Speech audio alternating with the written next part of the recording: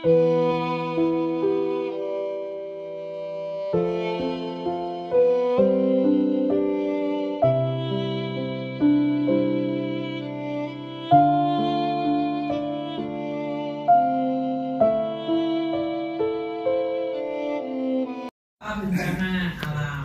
alam itu sejak banjir itu kami sudah menyampaikan bahwa dalam sejarah COVID dan Gunung Agung, OJK itu tidak pernah meninggalkan Bali. Contoh, waktu COVID KDK 34 itu sudah dikasih, diekspek, dan khusus Bali pun semua sektor. Tuh ya. Karena apa? Karena Bali COVID itu memang paling terpukul karena memang pariwisata satu jadi Indonesia. Gunung Agung waktu meletus itu juga ada.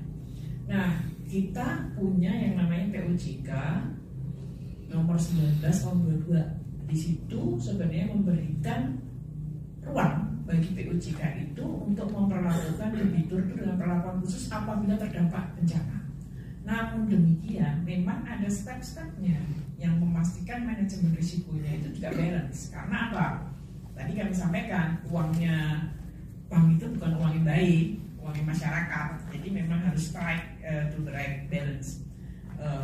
Sehingga caranya adalah harus dilihat signifikansinya. Kemarin kami sampaikan bahwa Bali itu memang sudah ditetapkan sebagai darurat bencana 1 bulan, 1 minggu ya, dari 2 minggu menjadi 1 minggu. Itu sudah modal. Tetapi itu masih koma. Kita harus melihat signifikansinya dari keseluruhan debitur.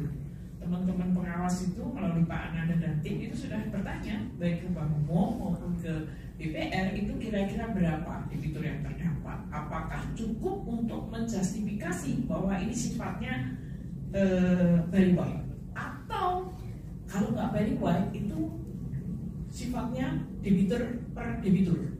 Nah, kalau debitur per debitur itu ada POJK-nya lain lagi, Pak. Nah, yang perlu diwaspadai memang kita itu ada governance yang untuk memastikan tidak ada potensi moral hazard. Sehingga misalnya ini banjir, ini debitur yang terkena banjir, itu kreditnya itu pada saat sebelum banjir itu harus tidak bermasalah. Yang diwaspadai itu jangan sampai pada saat kredit ini sebelum banjir itu jangan wes macet, terus begitu ada kebijakan restrap dia ngendel. Kalau bahasa Jawa tau nggak ngendel? Ngendel itu numpang.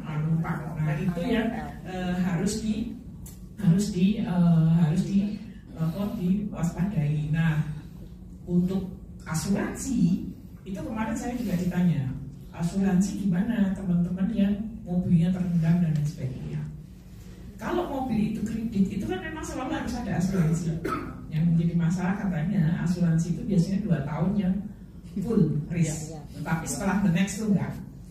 Yang disebut dengan asuransi itu biasanya klaimnya berdasarkan apa kata polis.